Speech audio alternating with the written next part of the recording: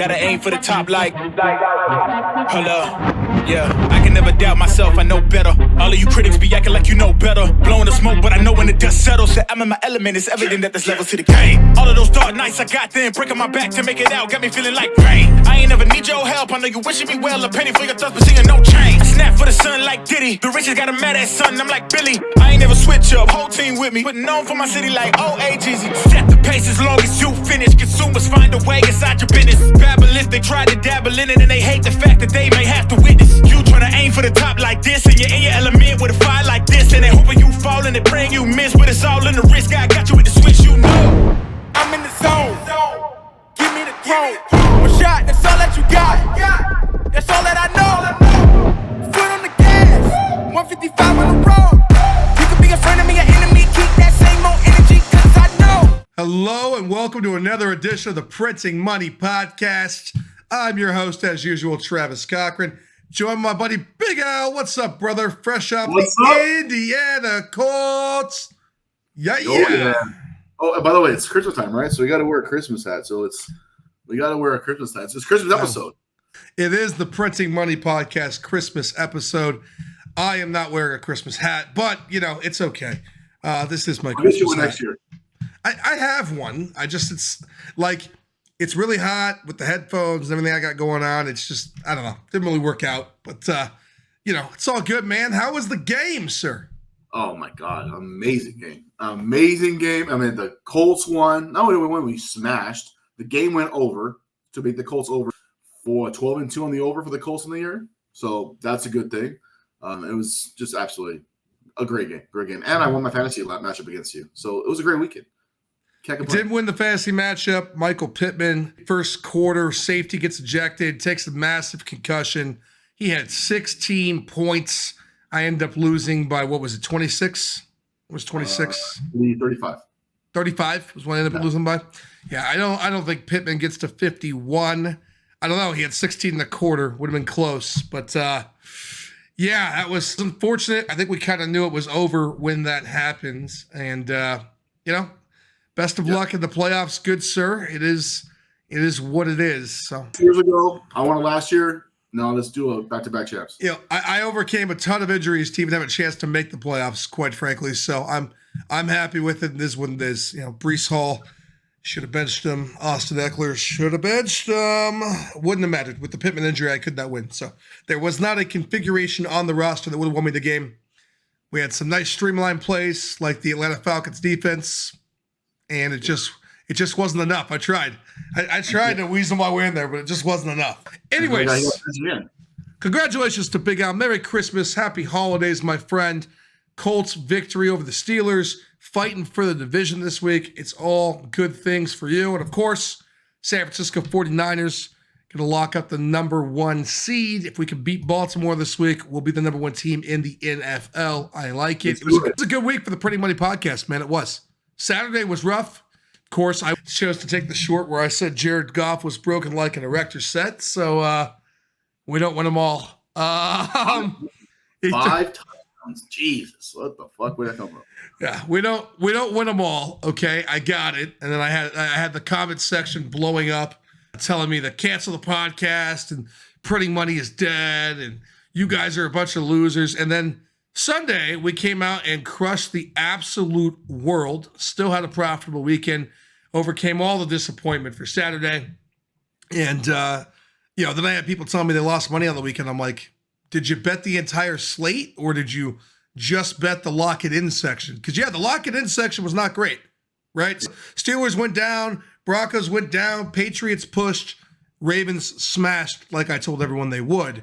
That was the game I was the most confident in. But we won almost every single other play. So we won more than we lost last week. We went 11-7 overall, plus live bets, which I gave out on TikTok and Instagram. So I don't know.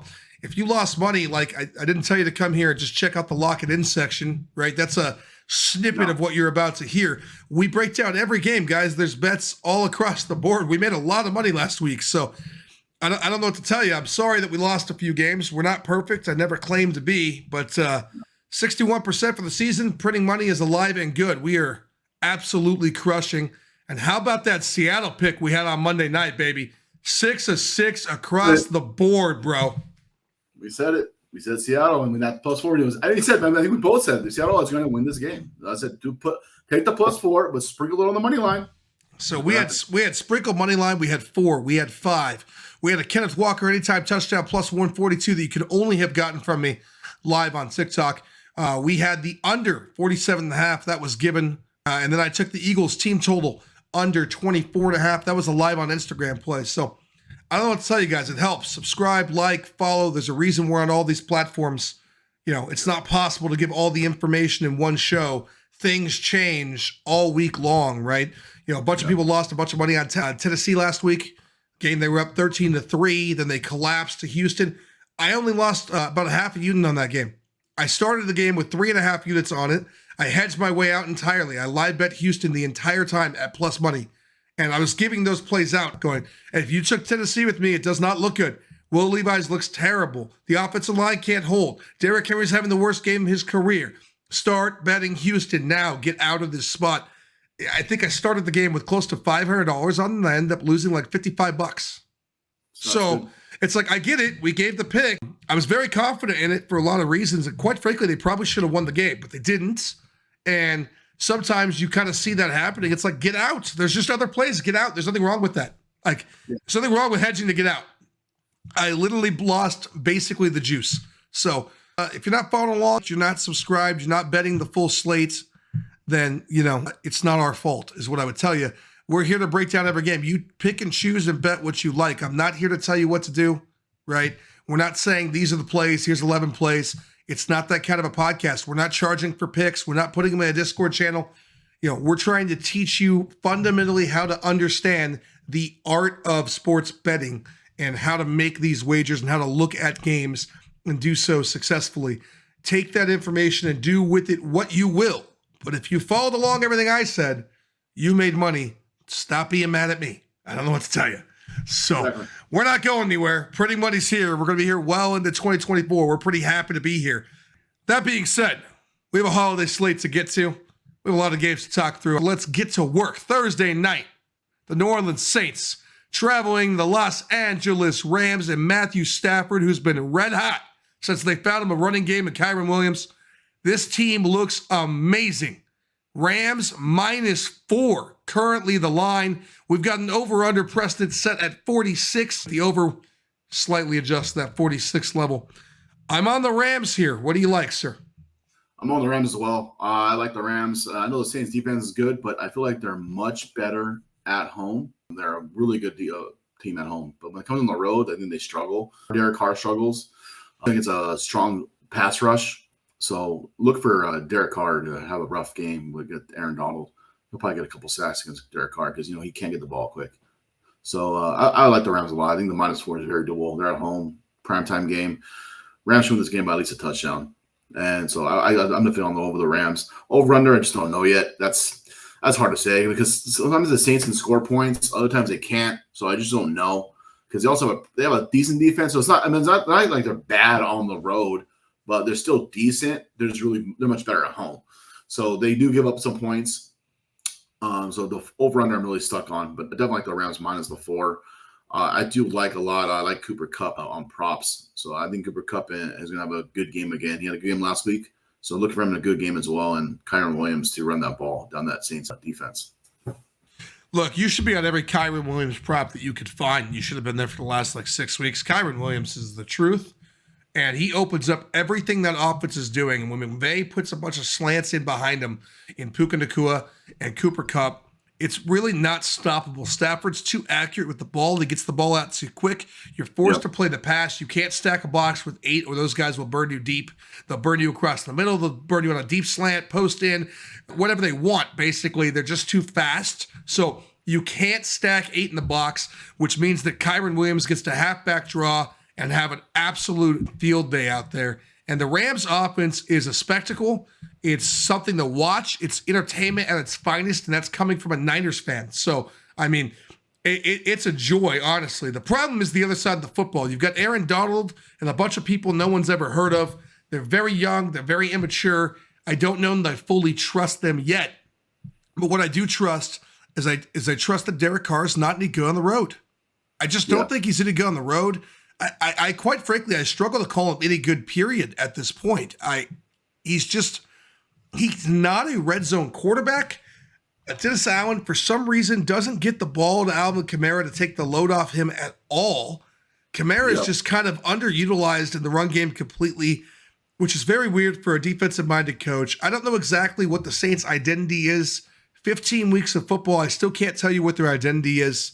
I know exactly what the Rams' identity is. I know how much they need this game to make the playoffs. I like the Rams here. I like the Rams -4. I wouldn't take it at much more than that. Thursday night game, short week, Saints traveling, Rams staying home. Everything to me here pointing Los Angeles, probably by 6 or 7. Shouldn't be too much of an issue. All right, we're going to move on over to the Steel City. Mike Tomlin, who had a lot to say last week about how his team is just not playing well enough, and it's his job to get them ready.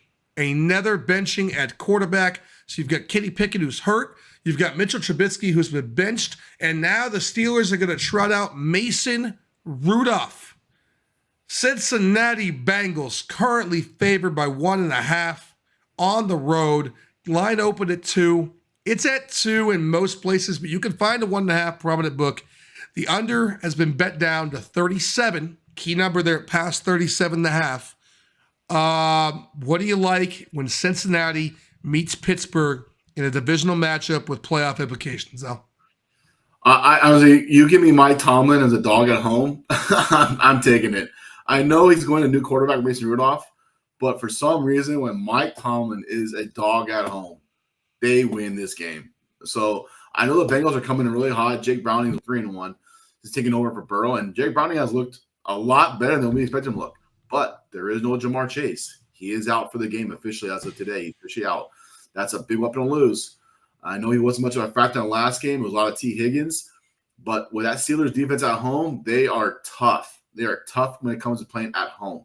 As long as Mika Fitzpatrick plays, which I think he is expected to play, they're going to have coverage for T. Higgins. So that means Jake Browning has to get the ball to Joe Mixon or Brown or his tight ends or the other receivers, which, Tyler Boyd is a hit or miss. I mean, he's had so many chances to make big plays. He's dropped a lot of balls. I remember that game he dropped a wide open touchdown against Houston in overtime.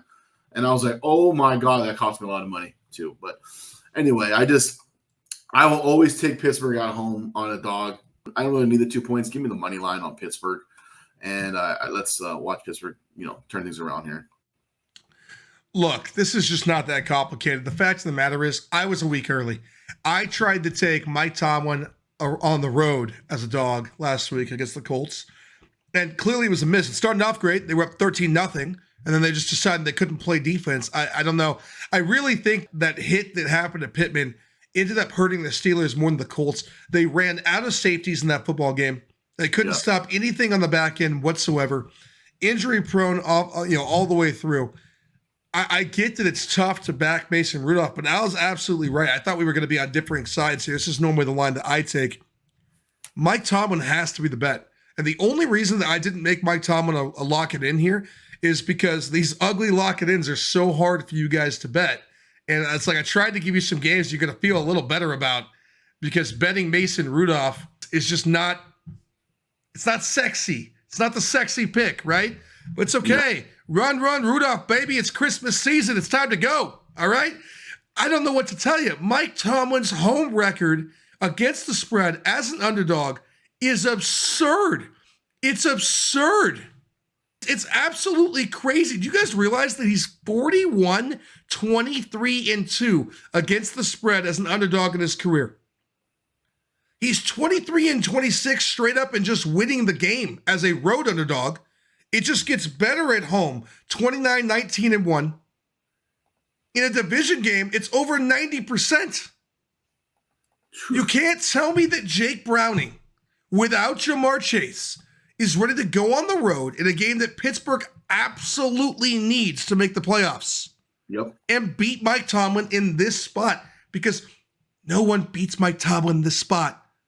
Harbaugh and Lamar don't beat Mike Tomlin in this spot. So Jake Browning's not doing it. He's not. I get it. It's not sexy. You don't like it. No one wants to back Rudolph. I got it. but it's okay. The Red-Nosed Reindeer is going to be just fine here. Okay? Merry Christmas. Mason, you're getting a win this week, buddy. I like the Steelers. You can tell what side of this game is the sharp side and which side is the public betting side. 40% of the bets, 74% of the money on the Pittsburgh Steelers right now. The sharps are pouring in. We all know the trends. We all know who's betting the Pittsburgh Steelers this week. I get it. It's ugly. It's not sexy. No one wants to watch it. You'll probably be down for half the game, banging your head into a wall. But it prints. Put the bet in. Honestly, if it doesn't print this week, it's been printing for 14 years. Okay, so if it doesn't print this week, it'll print next week when I tell you to bet it again. I don't know what to tell you. This is what we do. So this is how you make money in the NFL. You take the Pittsburgh Steelers in really, really ugly spots. Speaking of ugly spots, they did it, bro. They did it. Hallelujah. Brandon Staley's been fired. The Los Angeles Chargers finally decided that they would get on board with what the whole entire world knew. That guy sucks. Man, he sucks. He's just garbage. I don't want to see him as a defensive coordinator anywhere. He's not an offensive guru. I don't even want to see him referee. Go home. Correct your paycheck. Sit on the couch. Be a fan. Don't even do a podcast. You're not qualified, okay? This guy is trash. They finally figured it out, but unfortunately for them, Justin Herbert, injured, done for the year, shut him down. We got Easton Stick, and Easton Stick went out and played against the Raiders and looked like shit. So the Buffalo Bills are coming to town, and they need a win. Josh Allen's trying to win division. Line opened at literally 2 tutties was the look ahead. 2 tutties, bro. Dropped down to 11. It's back up to 12. Look, at 14, I like the Chargers. I don't know what to say. I like every NFL team at 14. But anything less than 14, I like the Bills in a rout.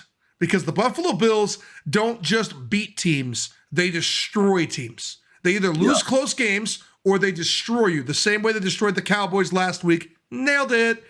They're going to go on the road, and they're going to tear the Chargers apart, Al, is what's going to happen. I know it's a huge line. Lay it with confidence. Josh Allen. Look, the Chargers quit. They're done. I don't think an interim head coach is going to help the situation. They're all looking forward to next season. They should have fired Brandon Staley 8 weeks ago. They should have fired Brandon Staley last year. They didn't. Their season's over because of it. They're not going to stop the Buffalo train now. Yeah, get on Buffalo. I mean, minus 12 is 2 touchdowns is very doable for the Bills. Their defense is actually getting better too and healthier, so that's a great thing for the Bills. They're 2-4 on the road. Chargers 2-5 at home. But like I said, Bills, started off the season really rough. They're really coming a factor now. They're realizing this is coming down to the nitty gritty. They need to win these games to have any chance of playoffs. They're in a battle for a playoff spot. So this is a must-win game again for the Bills.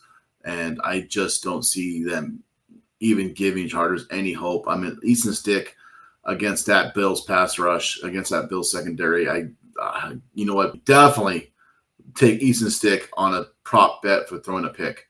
That is a guarantee. So I think the Bills minus 12. That's a no-brainer. I'm actually liking the over. I think this game could be. I actually like. Honestly, 34-13. That's my prediction of this score.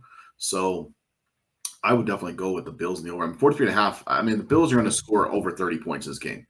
They should score 34, 37 points this game. That's what I believe. And the Chargers should get some, a little bit of points in the beginning of the game, maybe the middle, and then get a garbage touchdown in the end, which will hit the over. Bills in a rout. I think we like it. I'm going to let Al take the next one. We got Taylor Heineke back in the starting lineup. Atlanta can't figure out that Desmond Ridder sucks. We all know he does. I don't know. In a game where both teams need to win the division, I get it, and I guess the pros think it's a buy high spot on the Colts and a buy low spot on Atlanta, but you didn't move the line enough. the Atlanta Falcons should not be favored against the Indianapolis Colts. I mean, the line moved obviously because it went from Desmond Ridder quarterback to Heineke. I mean, clearly the odds makers believe that Heineke is a better quarterback than Ridder, and we all know that it's true. I'm with the odds makers.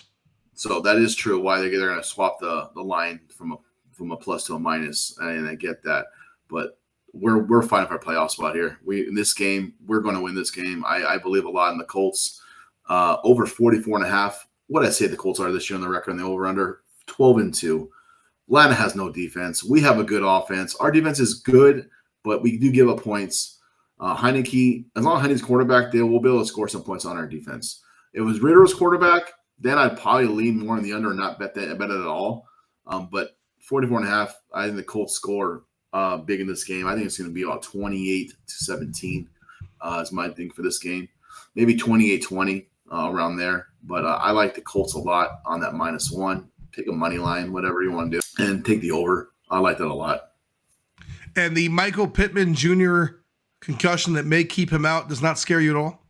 No, I like Josh Downs. I like our tight ends. Pittman actually is, from what I heard, he had a limited session day in practice.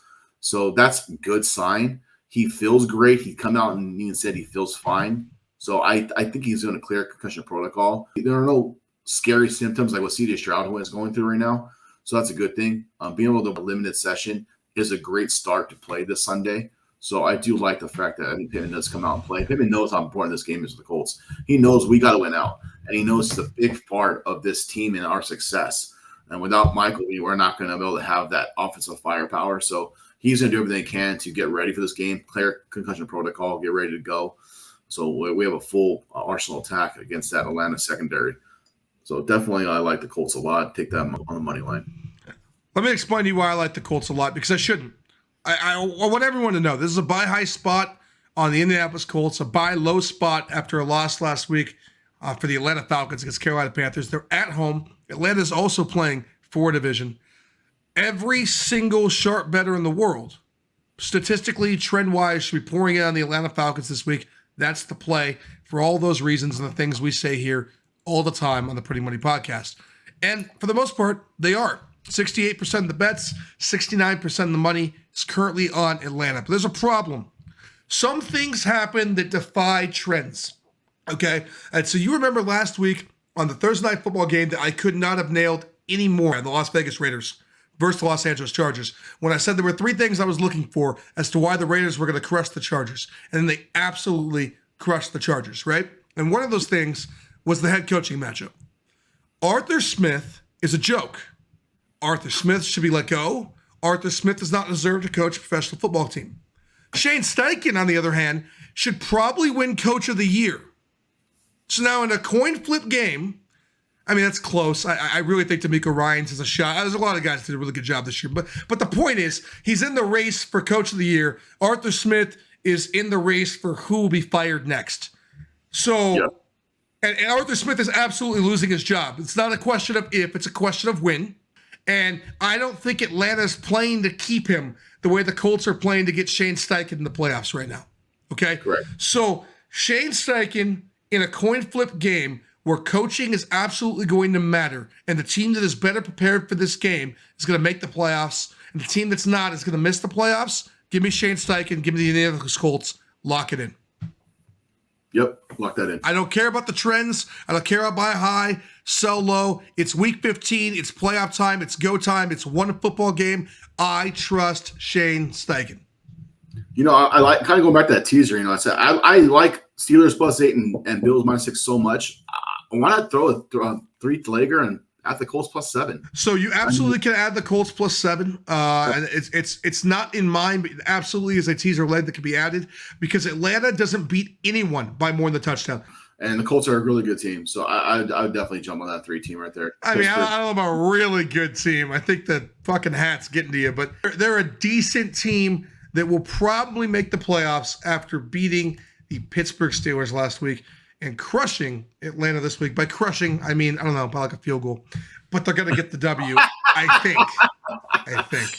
What, like 26-23? Last thing a field goal by Matt Gay? It's tough for me to think that the Atlanta Falcons can score 23 points. But they have a much better chance with Taylor Heineke than they did with Desmond Ridder. That's for sure. 100%. Speaking of the team that just freshly beat the Atlanta Falcons, you know, that team I had +3 last week. I told you to get the Carolina Panthers that nobody wanted. Yeah, and the under, and they both hit. Well, Carolina's at it again. +5 against the Green Bay Packers and Jordan Love, fresh off a debacle at home that I told you was going to happen, Al. I told you that the letdown spot was there for the Green Bay Packers. So now my question to you is, are they going to bounce back this week and cover 5 against the Carolina Panthers? Absolutely. Which side of this game are you on? Absolutely, they're going to cover. The Packers are going to be in this game double digits. Okay, have Bryce Young has got to be one of the worst quarterbacks since 2021 rookie Zach Wilson. I mean, it's like literally Bryce Young is falling into Zach Wilson's footsteps. Like Bryce Young said, you know what? I want to learn to play quarterback in the NFL. I should watch Zach Wilson play quarterback and play just like him. Well, Bryce, you're doing a great job, buddy. You're playing just like Zach Wilson. And I cannot believe how bad you are. I mean, it just amazes me. I mean, I said it when he was number 1 pick in the draft. Like, he is not going to be good in the NFL. He's too small. He's not accurate. I mean, he played in Alabama, but he just didn't have the kind of talent that Jalen Hurts had or Tua had. They had a lot more talent. They had a stronger arm.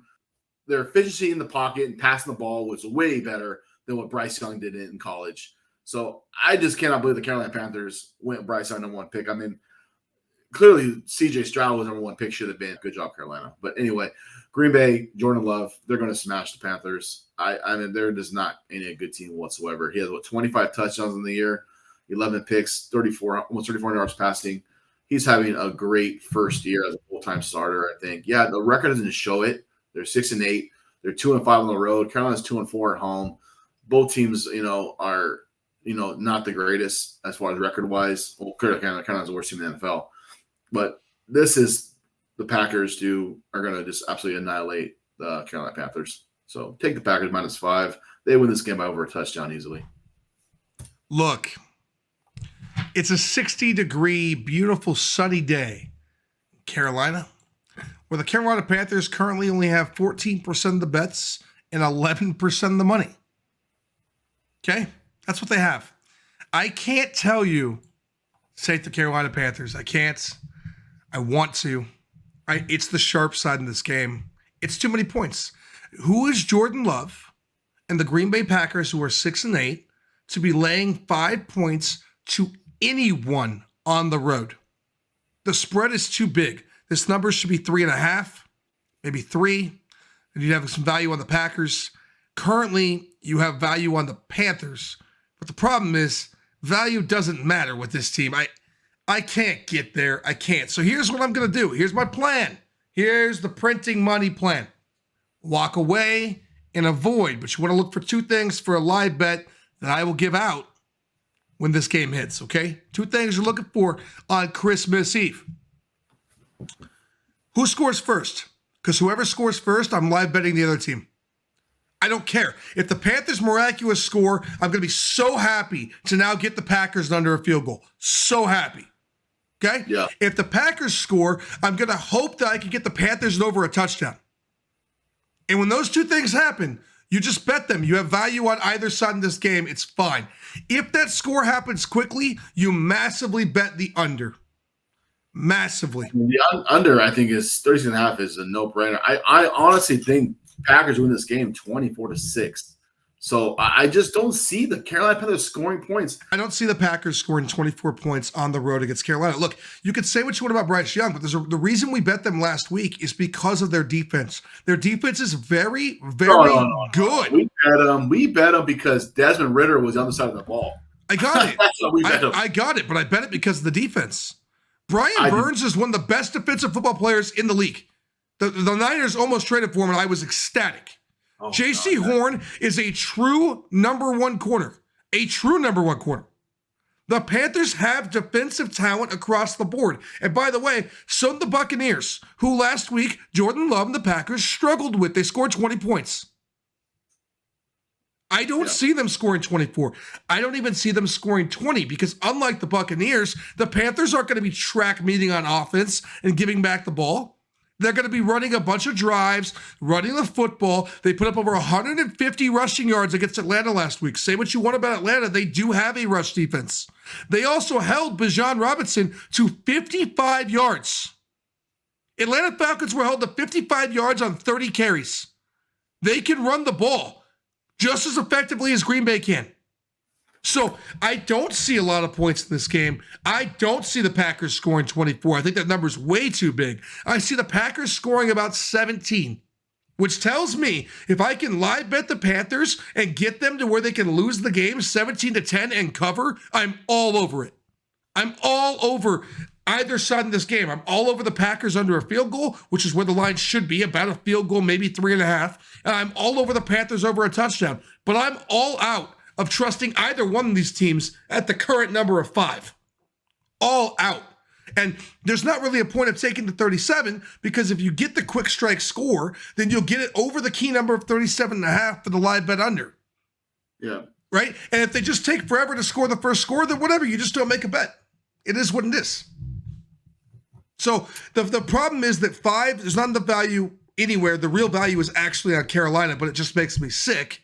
And 37 is too low. If you give me a number of 38, I'm in. But 37.5 matters a lot in professional football. In the over-under market, for a guy who bets a ton of unders, as you know I do, the difference between being able to stop at 20-17 and 21-17 killing you matters a lot. You're gonna have to wait, and basically you're hoping for two things, right? You're hoping that Green Bay strikes first and strikes quickly, and then you get Carolina over a touchdown the under.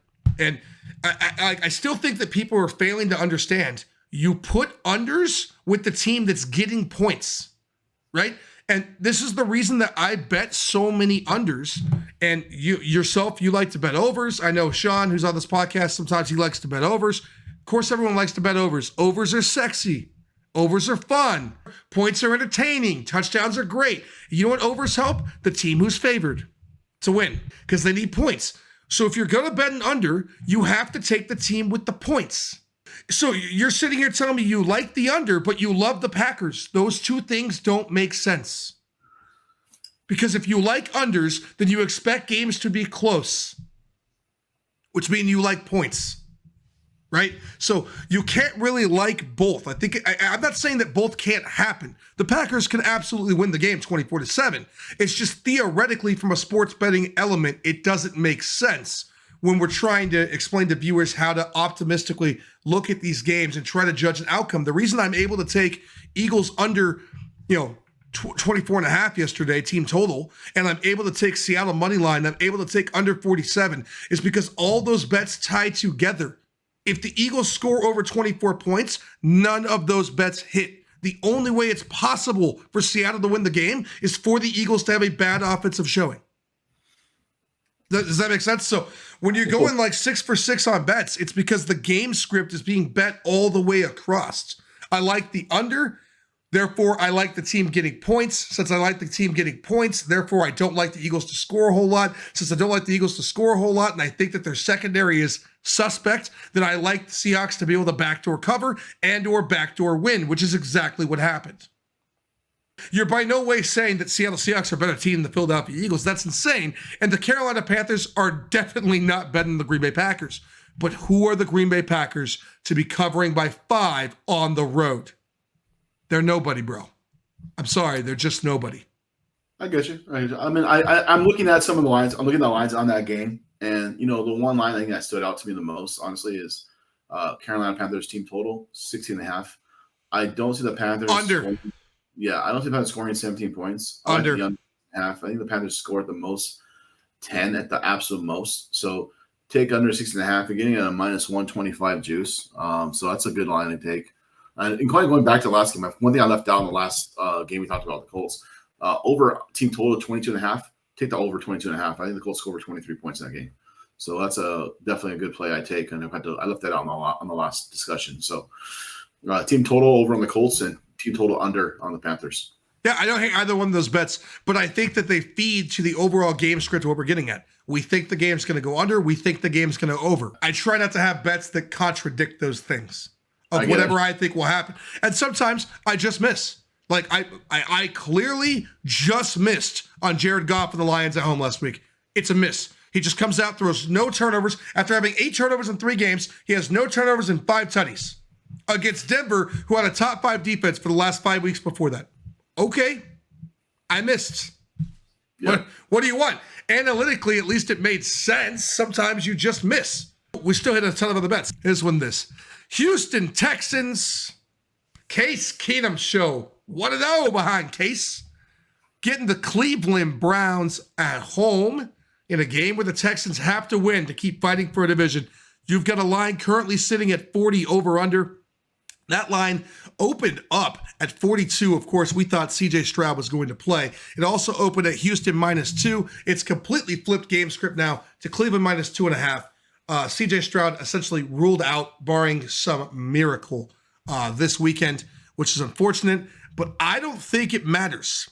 I have lots of reasons to like the Texans here. I love the Texans at 8.5 on a teaser leg. I will let Al tell us what he likes in this game before I break down why I don't think the Cleveland Browns and Joe Flacco can get it done on the road. I mean, I'm on Cleveland to win this game. I want Cleveland to win this game only because, I'm a Colts fan and I want the Texans to kind of lose. So as far as our division hopes go, sure. From a betting standpoint, though, on a betting pattern, I don't know which side I want to bet on. I think the play that I like the most on a betting is under 40. And I like the team totals under on both. Cleveland under 20.5 and Houston 19.5. This game is going to be a dogfight of a defensive battle game. It's going to see a lot of punting this game. I don't see Case Keenum doing much against that Browns defense, and I don't see the Browns doing much on the road against that Texans defense. So I think it's going to be just a back-and-forth game, probably similar to the Panthers and Falcons game we saw last week. So I think other team totals on both ends. I don't see both teams scoring 20 points in this game. Don't see it at all. I'm looking like 13-10, 13-7 around there. That's probably what I'm looking at. So take the under 40, take the under team totals on both teams. That's what I'm going with. That's the best play. I don't want to disagree with you, but I have to disagree a little bit. Let's see where we get. Let's go down the rabbit hole, as we will. Do you know how bad the Cleveland Browns defense has been on the road this year? Actually, I don't. At home, they are one of the best defenses in the league. On the road, they have a 2-4 record, giving up the most points on the road of any team in the NFL, averaging over 30 points a week, given up to opposing quarterbacks. The Browns defense allows 3.8 rushing yards per attempt and 4.4 on the road. Quarterbacks complete 59% of their passes when they're on the road, as opposed to 54% at home. They average 4.6 yards an attempt at home. It goes up to 8.2 yards an attempt on the road. Wow. I know. The Cleveland Browns are not a good defense on the road at all. Now, you combine that with the fact that Cleveland is riddled with injuries. I mean, riddled. They're injured across the board. Everyone's hurt on that football team. Then you give me Joe Flacco against Houston, who put up 7 sacks last week against Will Levis, dominated Derrick Henry. He couldn't even get back to the line of scrimmage. DeMeco Ryans' team is fired up. They're trying to make the playoffs. They're at home. And Case Keenum is a veteran-savvy guy who may not put up 21 points. I guess you may be right, but I don't think that's going to be because of Cleveland's defense. I don't know that I like the Houston team total under. I can tell you I like Houston to win this football game. I think Cleveland is very overrated. I think Chicago should have absolutely won the game last week, not just on the Hail Mary catch that they didn't freaking get, but just in general. If they could stop blowing touchdown leads in the fourth quarter, they've done it 3 times this season. It'd be amazing, okay? I don't think Cleveland's that good. Not this version of Cleveland. This ain't the version of Cleveland that played San Francisco at home when they were healthy earlier in the year. This is a very, very different version of this team. And 37% of the bets, 45% of the money on Houston. Sharps like Houston here. I like the Texans here, man. We're in a dome. Give me Case Keenum, who I still think is currently better than Joe Flacco. Give me DeMeco Ryans, who I know is the better head coach. And give me a team who's just hungrier. Are you liking Houston on the money line? Or are you like Houston on the points? I mean, I'm going to bet them on a sprinkle on the money line. I like Houston with the points, and I love Houston 8.5 on a teaser. It is one of my favorite bets of the week. But I can't touch this over-under. I have a feeling that the Texans are actually not going to have that big of a problem scoring this week. They get Nico Collins back. They get some guys back, man. I think Houston's going to be okay. Cleveland plays much worse on the road than people think. They're so dominant at home that people are just tuned in to how good their defense is, but not on the road, man. Yeah, fair enough. I see where you're coming on that. Actually, now you got me thinking a little more, and I think now I'll lay off the under team totals now. So I mean, you really actually the way you analyzed it like that, I just makes sense. I think you might have got me to change my pick to Houston +3. Yeah, I don't know that we're going to get to +3 because the 2.5s are juiced. They're all juiced across the board, 120, 115, 118. Tells me we're closer to it going back down to 2. So, I mean, if you like Houston, you probably want to get your 2.5 now. You definitely want to tease to the 8.5. It's a very key number in teaser land. But I can't find a way to back the Browns here. So if you don't want to back Houston because you don't trust Case Keenum, that's fine. I think I would just avoid. Yeah, it's crazy. I'm getting +3 on one book, -120. I know what I'm doing right now when I get off of this podcast. I'm doing it right now as we speak. I'm taking the +3 and the -120. I'm just in right now. Hold on, folks. I'm going to need a second. I got to make sure 3 doesn't go away. I want you guys to understand. I don't joke around here. I'm on every play with you guys. If I'm telling you to bet it, I bet it. Al knows. This ain't some podcast where I recommend stuff and then don't make any bets for the week. Nope, I'm in the trenches with you guys. I'm giving you the advice, the plays out of my playbook that I'm going to be using. So give me 1 second here. I got to go get +3 before it goes away. All righty. Right. Houston Texans, I'm all in at +3. Confirmed. Right there with you. They hung a bad line. That's good for us. All right, brother. Let's move on. Let's go to one of the games I like the most this week. Over to Tennessee, the game I know you're going to hate me for because last week I told everyone to bet this game. I was confident in what Will Levis and more importantly Mike Vrabel could get done at home against the CJ Stroudless Texans team. And they go up 13-3 and they make it ugly. I mean, ugly. Derrick Henry, one of the worst games of his career. Will Levis sacked 7 times in the second half, had to leave the game. D-Hop dropped everything thrown to him. I cannot believe it. But, there's a big but. This is when you buy the Tennessee Titans, man. This is how it works. Okay, they're -2.5. Mike Vrabel, one of those profitable coaches all time at home as an underdog. Okay, Seattle on a giant ride-high moment win over the Eagles, now playing on a short week. We might get Ryan Tannehill back, and quite frankly, I can't believe I'm going to say this. That might not be terrible because Will Levis looked really bad last week. I don't know, man. I like the Titans here. I like them a lot. I think this is a Vrabel spot. We're selling high on Seattle, buying low on the Tennessee Titans. Give them to me. 2.5. Lock it in. What do you think? I like Seattle in this game. Seattle's are going for the playoff. I like Seattle a lot over Tennessee. Tennessee's not really playing for much anymore right now. Now that they lost against Houston. Now they want to play spoiler. I think Seattle's coming up really high after that big win against the Eagles. Give me Seattle, man. I really like Seattle a lot. There you go. We are split. Are we challenging it? Yeah, let's do it. I need a challenge. I got to win some eventually. So, yeah, let's do it. Hey, to all the Printing Money fans out there, you know what to do. Big Al and I have a challenge. Challenge accepted. So go bet the Titans, immediately. I love when he locks in my bets for me. Immediately go bet the Titans. I actually like the under team total in both those games. What is the under team total that you like, sir? Give it to the people. 21.5 on Seattle, under 20 on Tennessee. There you go. 21.5 on Seattle. I definitely think that's going under. I think this is an under style game. I think I very much like the Tennessee Titans, and I like it even more now that you've decided to give me a challenge. 16% chance of rain there in Nashville, 12-mile-an-hour winds. Let's move on to the Boar Fest of the week, the absolutely snooze fest of the week. Christmas Eve can't even make this exciting. The New York Football Jets are going to play host to the Washington Commanders, and it's great. The quarterbacks and the coaches can all just cherish their last Christmas being in the National Football League, at least in their current roles. This is just ugly. It's bad. It's terrible. It's Jets -3 at home. I got to be honest. I think we're supposed to take the Jets here. I think the Commanders are just awful, but I will just take nothing, walk away. I won't turn it on. I'll sip some hot cocoa and just enjoy my Christmas with my family. This is a bullshit football game. Yeah, I got to keep in mind, it was Christmas game supposed to be, Aaron Rodgers playing against the Commanders, so. They would still be the Commanders. True. It's a good point. But everyone had high hopes at the beginning of the year for Sam Howell. He just didn't turn out to be the quarterback we all thought. Well, they all thought he was. I knew he was going to suck, but not everyone else did.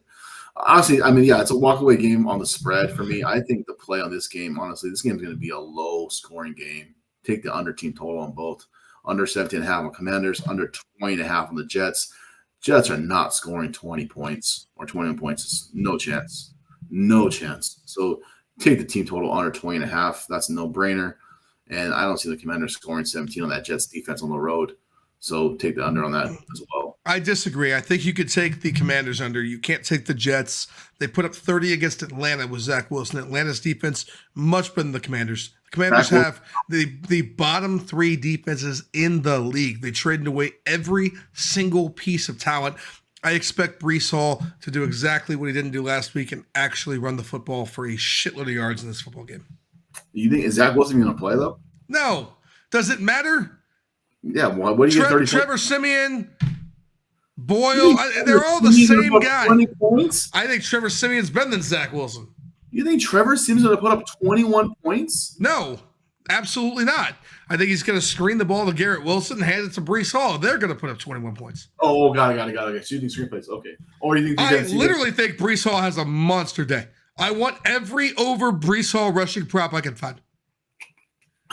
The Commanders' defensive line is horrible. No Sweat, no Young, no players. That's good. Kyrie Williams put up 156. Give me Breece Hall, baby. He's still uber talented. He just has no one around him that's any good. And then Garrett Wilson, who spends more time complaining to Aaron Rodgers than he does catching footballs. Minnesota Vikings, led by the intangible Nick Mullins, hosting Jared Goff, who put the pieces to the erector set back together, baby. He went home to Detroit. He shut up all his haters, including me. Now he needs to beat the Vikings by 3. Detroit laying 3 in a game that matters for the playoffs. Over under 47. Nick Mullins? Or did Goff get it right and get it fixed? Give me Jared Goff. I'm sorry. Nick Mullins, I know, had a pretty good game against the Bengals. They almost won that game. He had an unbelievable game against the Bengals. He did. He really did. And I know JJ is back. It's giving other weapons. But I just think Detroit's ready to lock up this division. They win this game. Division's theirs. Done deal. They're ready for the playoffs. Give me Jared Goff to go and just beat that Vikings defense. It's going to be a dogfight, though. I think the under 47 seems more logical just because it's a division game and there's a lot on the line. So I know Minnesota's going to come out with a lot on their shoulders to just try to shut the Lions down. But the Lions do it at the end of the game. I'm leaning towards 20-17, the final score. So definitely low scoring, under 47 is a play, and under team totals on both. Did you see the Detroit Lions play defense last week? Yeah, I did. I did against Denver. I really did. Nick Mullins. Yeah, this game's going under. I don't care how well he played against Cincinnati. I don't. Okay, Reeder was out. Bunch of guys out. Nick Mullins, man, it's not a thing. I'll just put you like this. Where are they playing this football game? In a dome, right? Okay, correct. Detroit. If I was Minnesota, I'd open the damn roof, okay, and make this guy play in weather. So that's what I would do, but they're not going to do that. So the answer is Detroit. Lock it in. Detroit -3. I don't know how you can give them a lower line against Nick Mullins than you gave them last week against Russell Wilson and Sean Payton's. It's just, I know it's a division game, but this line is just bad. It's got trap line written all over it, and I'm going to walk into the bear trap, Detroit.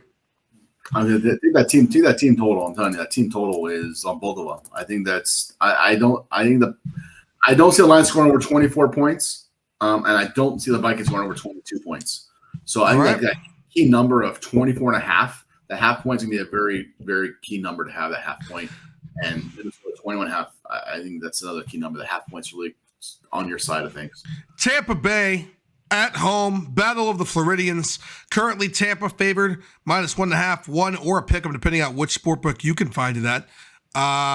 I assume that line movement is because we still don't have confirmation on Trevor Lawrence. You absolutely need to wait for confirmation on Trevor Lawrence in this football game, or just hammer the Tampa Bay Buccaneers. They're never getting it done without Trevor Lawrence. But with Trevor Lawrence, division on the line, I know the big man doesn't want to hear it. He's obviously a Colts fan. The fact of the matter is, huge letdown spot for Tampa Bay after a game last week. Huge skid for the Jaguars in the get-right moment. They get right here after a plethora of mistakes against the Baltimore Ravens last week.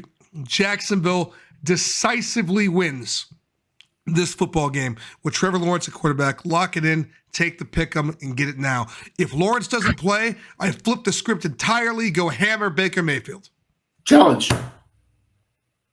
Only if Lawrence plays, right? Yes. Okay, good. You have anything you want to say about why they're good, or you're just betting them because you're a Colts fan? I hate the Jaguars. Next game. Okay, so he has, I just want you guys to know, in challenge number 2 for the Pretty Money viewers, he has no reason at all to be taking the Tampa Bay Buccaneers other than he hates the Jaguars. I don't bet with my heart, I bet with my head, as you'll see later when I do something shocking in the San Francisco 49ers game. And I mean shocking. But for now, challenge accepted, Jaguars. Lock it in. Lawrence doesn't play, run away. Very, very fast. Get out while you can. The Miami Dolphins playing host to the Dallas Cowboys. You watched what Dallas does on the road last week. It's impressive, right? Now that we officially know Mike McCarthy's the worst coach in the NFL, a la Brandon Staley got fired.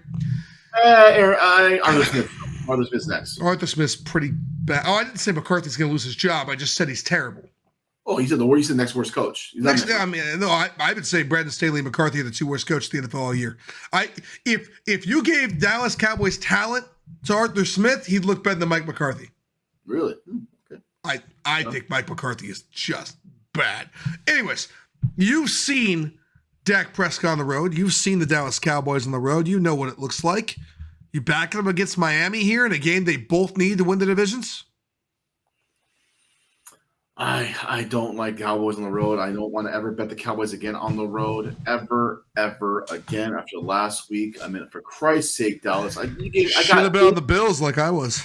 I got 8 points from you fucking cocksuckers, and you guys couldn't win. And I took you guys in the team total because I thought the game would be a shootout. And fucking Dak Prescott does what Dak Prescott does. Lost the MVP. I mean, it's just like I'm never betting Dallas Cowboys on the road. I don't care who they're fucking playing. Never. Give me the Dolphins -1.5. Dolphins, need to win this game. It's funny. I like the Dolphins, but I also like the Bills win the division. So, what the fuck? At least you're starting to realize when your betting trends conflict. So, look, here's the problem. I like the Dolphins. I want the Dolphins. I want to tell everyone to take the Dolphins. I can't. Who have the Miami Dolphins beaten at football this year? Not good teams. So you have one team in Dallas that's terrible on the road. You have another team in Miami that can't beat anyone that's over their 500 record. And you've got a 1.5 point spread. Yeah. I can't touch this game. I can't do it. I can't take the over after Dallas put up 3 points last week. I don't know what the status is on Tyreek Hill. I can't bet this game. I'm sorry, there is no bet in this game. At least it's a good game. At least you can watch the game and enjoy yourself and have fun doing it, okay? But there's no bets in this game. And beyond that, whatever you do, if you like the Dolphins or the Cowboys, I'm not going to argue with you. There are reasons to like both of them. I'm just not going to waste your time. I think it's a no bet. So you can back whichever side you want to back, right? Whatever you do not tease the Dallas Cowboys. Yeah. Stop. Whoever wins this game is going to blow the other team out because Dallas or Miami is not going to show up. I just can't figure out which one it is. So when I got a game that can finish 20 points in either direction, it's a no bet. Yeah, I agree. I absolutely agree with that. All right, here we go. We're moving on. Chicago Bears playing host to the Arizona Cardinals in a spread of currently 4 in a game that opened up. I cannot understand why at 44.5. Justin Fields is playing to showcase himself for somebody else. Kyler Murray's not look good. Hollywood Brown out. Zach Ertz still out. They gashed the hell out of the Niners' rush defense last week in a game that didn't matter, but I don't think they're doing that against Chicago and Montez Sweat, who've had a very good defense since he got to town. 4.5 is just way too many points for Justin Fields to be laying ever. You can't bet this football game. This is another walk away game. It's going to be just like the Panthers game. Whatever happens early is going to dictate line bets. Yeah, I agree. I agree. This game, I just don't know. Even the team totals, I don't even know. I mean, it's 20.5 on Arizona, 24.5 on Chicago. I mean, I guess if I had to pick a play, I'd probably do under team total 24.5 on the Bears. I just don't see them scoring 24 points. I like that play. But at the same time, Arizona, defense is like, fuck. It's so bad. So bad, and I'm on the road too. So I don't know what's the weather like in Chicago. I don't know what the weather report is. So I looked at it a second ago. I had it pulled up here. I decided no bet, so I moved off of it. Let me get back to it really quick. It is 49% chance of rain, which is why I like that team total under 13 mile per hour winds, and a game that is just a no bet. I mean, it's just a no bet. Yeah, I mean, with the weather the way it is, then I'm leaning on the under on both of the team totals, and I don't see Cardinals scoring over 20 points, and I don't see Bears scoring over 24. So now, 84% of the money. I'd go where the smart money is. I think you can figure out what I just said. Yep. Yeah, under 43. And I'm going to do it. I'm going to go my initial instinct based on the weather, based on the two teams' offense. I know their defense aren't the greatest, but their offense isn't very great either. I'm going to go with my initial instinct. Go under 43, under team totals on both. Oh, my God. Al's taking an under for logical reasons. Check and make sure he doesn't have a fever. He's doing okay. Oh, I am pretty warm. Oh, it's a hat. The Denver Broncos at Mile High Stadium going to take on Bill Belichick in his final last dance with the New England Patriots. Denver minus 6.5, over under 34.5. I don't know how you can like anything other than them Broncos when Bailey Zappe's on the road playing quarterback. I mean, this is easy. Denver Broncos minus 6.5. Okay, next game. Yeah, okay. Kansas City Chiefs minus 10. Arrowhead Stadium, Christmas Day morning kickoff, playing host to Aiden O'Connell and the all-world transforming in front of our eyes on primetime television, Las Vegas Raiders. Are you a believer in the Raiders scoring over 60 points, being able to go into Arrowhead and get it done at minus 10 with an over-under of 41.5? Absolutely. The Raiders always play the Chiefs tough. Every fucking game, they play that game tough. I can't believe they're getting 10 points. So they're getting the same amount of points that the Kansas City gave New England last week, and Kansas City couldn't cover the spread. Of course, we're on the Raiders, the Pretty Money Podcast. You're all over the Raiders, plus 10. If you want to tease it to 16, feel free. I wouldn't touch the 41.5. If I had to lean, I would lean over. But the Chiefs don't do enough on offense these days for me to feel confident betting their overs. So I think I just avoid. We're going to find out if Al and I are really so simpatico or these games are just effing easy. The New York Football Giants and Tommy DeVito, fresh off opening his new pizzeria at the stadium, level 347. Oh, I'm sorry. New York football quarterback Tommy DeVito playing the Philadelphia Eagles, Lincoln Financial Field. They're on a massive skid. They have almost surrendered the division back. They must win out here. They're not getting the number 1 seed back from the Niners. Jalen Hurts and the whole team have the flu or COVID or I don't know what's happening there. Now they're traveling again back home. I don't know, man. 12? Yeah, give me the pizza delivery boy with 12. I'm on DeVito. Yeah, I am too. I don't see the Eagles blowing this game out. I mean, it's a division game. The Giants want nothing more than to spoil their division rivals and ruin their playoff chances at division title. Like, I mean, it just absolutely 12 is insane. Brian Daboll's gonna get his team ready to go and say, "Look, guys, everyone's gonna have us lose this game. Everyone's gonna say we're gonna lose this game. Everyone's gonna say we're gonna blown out. We're gonna come out and put all our heart and do everything we can to upset this Eagles team. They very well probably lose this game, but not by 12 points. They're 100% losing this game. The Philadelphia Eagles are not losing this game, okay? But and Eagles this game, I'll be just absolutely thrilled. If the Eagles lose this game, yeah, I'm going to go through the roof. I wouldn't even care that I lost money. It's fine, but it's not happening. This is nuts to me. You're telling me the Philadelphia Eagles are favored to beat the New York Giants by as many points as the Bills are supposed to beat Easton Stick and the head coachless Chargers team? Yeah. What? Yeah. Just wait. Okay, no. Give me the Giants. Give me the Giants. Give me the Giants. Give me the Giants. There is no other bet, guys. I don't care how ugly it is. I get that Tommy DeVito probably will be opening an Italian restaurant somewhere in New Jersey next year. I got it. For the time being, he's playing pretty damn good quarterback, and the Eagles aren't playing good football. No. You take the Giants with 12. Don't overthink it, okay? Yeah, don't overthink it. Just take the Giants and be happy with the free money. Just take the 12 points, okay? The San Francisco 49ers. Fresh off the Eagles making sure that we lock up the number 1 seed. Fresh off Dak Prescott surrendering gracefully the MVP of the National Football League to Mr. Brock Purdy by putting up no touchdowns against the Buffalo Bills. Now playing host to the Baltimore Ravens. 2 teams that are 11-3. 2 teams that Al and I very much think are going to be in the Super Bowl this year. 2 teams with a lot of history. Lamar Jackson, the experienced veteran who gets out of the pocket. Brock Purdy, the unfazed rookie who just dominates at every single level of the game like a veteran playing the position for years. Christian McCaffrey vying to be the first MVP since it was won by Adrian Peterson. This game's got everything you could possibly want Christmas night and more. So Al, are you laying 5.5 on the all-world Niners? Or did they finally chalk up a line that's just too big and you're taking the Baltimore Ravens? You know what? As much as I love the Niners to win this game, when it comes to point spreads, that's what we're looking at, right? And I think you're getting way too many points for the Ravens at 5.5. This game's going to be the field goal game.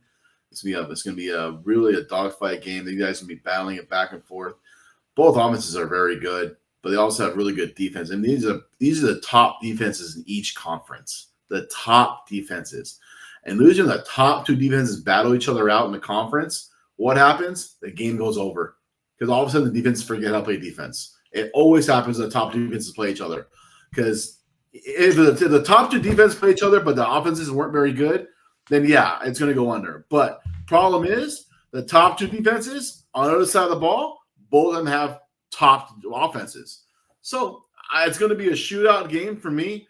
And I know it's primetime unders, but this one I don't think goes under. But Niners win this game by a field goal, maybe 4 at the most. Give me the Ravens at 5.5. I don't see Niners win the game by 5.5. They win the game, but not by 5.5. Big Al and I have never agreed more.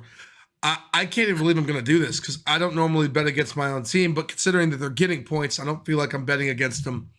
I'm taking the Ravens plus 5.5. I believe the Niners will win this football game.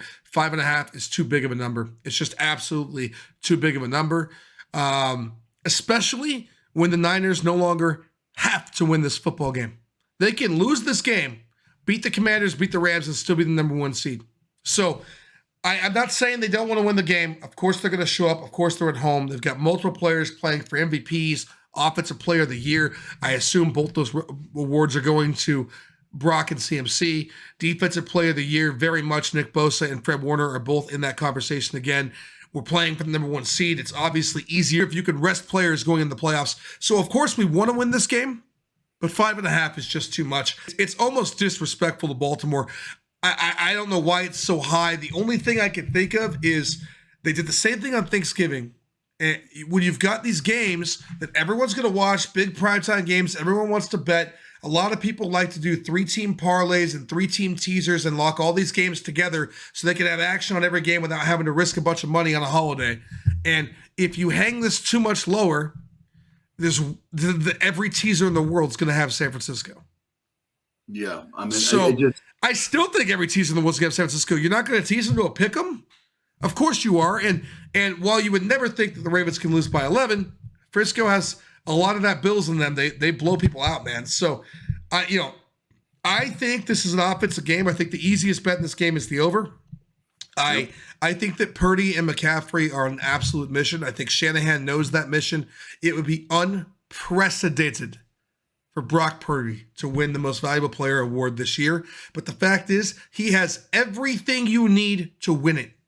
7th round, last pick, Mr. Irrelevant, hurt in the NFC Championship game, comes back, plays on fan favorite San Francisco, team that travels better than any team in the NFL. The marketing for the NFL to have its next Tom Brady. It's the first guy they've had to be drafted this late to perform this well. Probably wins the Super Bowl. They're on the best team. The NFL wants this kid to be the face of the league for the next 20 years. He has the greatest narrative ever to win this trophy.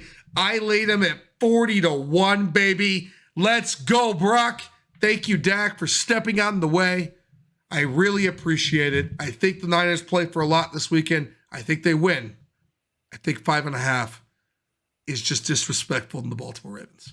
You know, Travis, it's so funny how you're bringing up the Tom Brady comparison, and I think you got to agree with me on this. Do you remember last season when I saw Brock Purdy come in and win his 6th game in a row last year, and the way his winning ball games, the way he was doing it, his calmness in the pocket, getting the ball out, getting to the receivers, just winning these games, how he was doing it was exactly how Tom Brady did it in 2001 for the Patriots. And I even said it last year, and everyone said, "Oh, you're retarded. How do you compare this guy to Tom Brady?"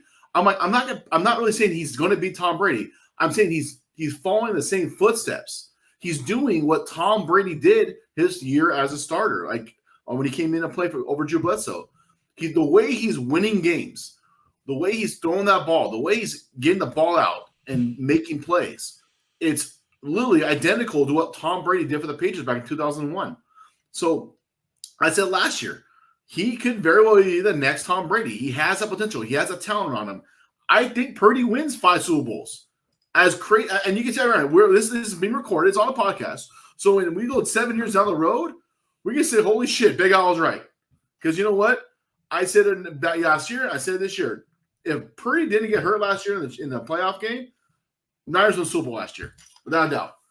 But this year, Niners are going to win the Super Bowl. It's going to be a repeat of Baltimore and Niners that we had 10 years ago. This time, Niners win it all, not the Ravens. This is a Super Bowl preview. Enjoy this game on Christmas Day. Take the over. Take the Ravens on the 5.5 because it's going to be a close game. But, if I think the best play, honestly, is the over 47. Take the team total over 20.5 for the Ravens, over 26 on the Niners team total. This game is going to be a freaking great game to watch. A great game to watch. So definitely take the team totals in the over. Merry Christmas for the Pretty Money Podcast. Merry Christmas to me, getting to watch the Niners and the Ravens. I absolutely agree with everything that Al just said. I certainly don't want to be misconstrued. Do I think that Brock Purdy is Tom Brady? Absolutely not. But I do think that he has the potential to be there. That's not what I was arguing about the MVP. He has the story of being able to be the next Tom Brady, which is what the NFL wants to market. So for everyone that wants Christian McCaffrey to win the award, of course, I love CMC. You see me wear a CMC shirt here all the time. Do I think that CMC is the best player in the National Football League? Yes. But it's a quarterback award. It goes to quarterbacks. And when all things are close, which they certainly are, it's going to Brock Purdy. Brock Purdy will be the MVP of the National Football League this year. It is an amazing story. It is amazing what we've done. 5.5 is too damn much. Take the Baltimore Ravens. Let's give them a holiday recap, okay? Jingle bells, baby. The Colts, -1 over the Atlanta Falcons. Titans, +2.5. going to get it done in the challenge against Big Al because he likes Pete Carroll and them Seahawks. Detroit -3, Jared Goff in a dome, going to show Nick Mullins everything he wants to be. The Jags in a pick'em over Baker Mayfield and the Tampa Bay Buccaneers if T-Law is healthy. Otherwise, get off it and run quickly. Teaser legs in every single direction you can think of, and they all good. However, my favorite, personally, Texans 8.5, Titans 8.5, Bills -6. You could also go any direction order you want, getting things like the Steelers +2.5. You can go grab the Eagles and take them down to 6 if you want. You can put the Raiders at 16. There are teaser legs to be found everywhere this week. I have tried to get out of the teaser market. It wasn't really working out for us. Our straight betting life has been a lot better. I'm not going to recap the rest of the show. I'm not going to do it. You have to watch it if you want to hear it. There's picks on almost every game. There's like 13 bets we gave out, okay? Stop calling us losers after one day, all right? We've had one losing week all year. Losing week all year. 61%. Gotta watch the show. See what we're doing. Take what you want. Put back what you don't.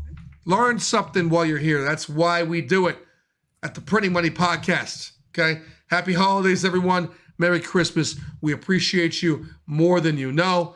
I'm Travis Cochran. This is at Big Al Poker. Subscribe, like, follow, comment. Sports betting isn't just a game. It's an art. Merry Christmas, everyone. Merry Christmas, guys. Gotta aim for the top like, hold up, yeah, I can never doubt myself, I know better. All of you critics be acting like you know better. Blowing the smoke, but I know when the dust settles that I'm in my element, it's evident that there's levels to the game.